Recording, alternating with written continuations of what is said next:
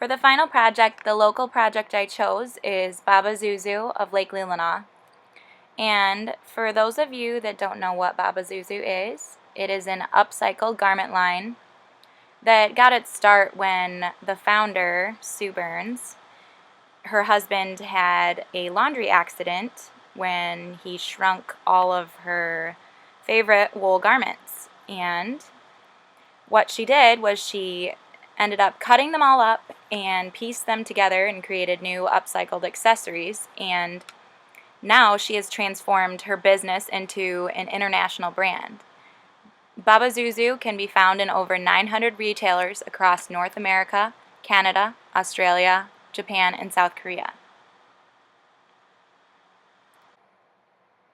The company uses 100% vintage raw materials that are sourced from the United States, so that made it a perfect choice for this assignment. Throughout my work with them, I learned so much, and I discovered that the company is actually much more sustainable than I had first believed. Aside from their use of fossil fuels for energy and transportation and the usual business waste, which theirs is actually less, every aspect of their business is run sustainably. When I asked the CEO, Sue Burns, what she thought it meant to be sustainable, she said that being sustainable means being able to use without being used up. And I thought that was interesting because wool as a raw good is sustainable. And they repurpose the wool that has been manufactured into garments and is eventually discarded and meant to be thrown in a landfill. They currently reuse around 2,000 pounds of post-consumer wool garments per month, which would have ultimately ended up in a landfill.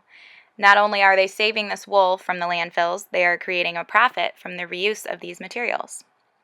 And when cutting up these wool items, not a single scrap goes to waste, and many of their products are designed as byproducts of their other pieces. For example, the mittens are byproducts of their jackets, the brooches are byproducts of their mittens, and so forth. They even save the zippers off the garments to create rosettes. Although they don't take advantage of any alternative energy sources, their warehouse, which I thought was interesting, is housed in an old abandoned kiln from a defunct sawmill.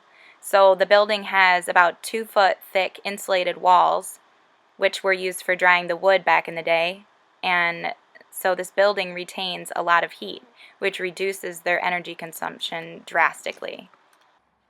The company also invested about 10 years ago in very high efficiency washers and dryers to clean and felt their reclaimed wool, which does about 3 times the work for a fraction of the water, gas, and energy of the old traditional washers and dryers. Another thing that makes them sustainable is that they strategically purchase their raw goods for their production from the nearest source. And one of these things that I noticed was that they used a local, all-natural, biodegradable laundry detergent. And another neat thing that I discovered was that instead of going out and purchasing flooring for their showroom and their office areas, they opted for reclaimed gymnasium flooring. Now, everything that the company uses for their production and their products is actually reused items from something else. As you can see, all these pictures have just a jumbled mess of a bunch of different things that are old and reused, like their buttons are all vintage buttons. It's all vintage wool that's been used and thrown away. All this stuff is actually garbage and would have been in a landfill.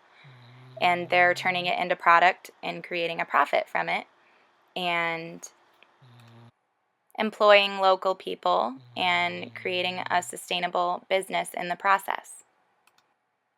Like I said, the only drawback that I saw was the fossil fuel use and the obvious waste that there is with any business. But like I said, they use hardly any waste, and they try to reuse as much as they can. So I think they're a pretty sustainable business.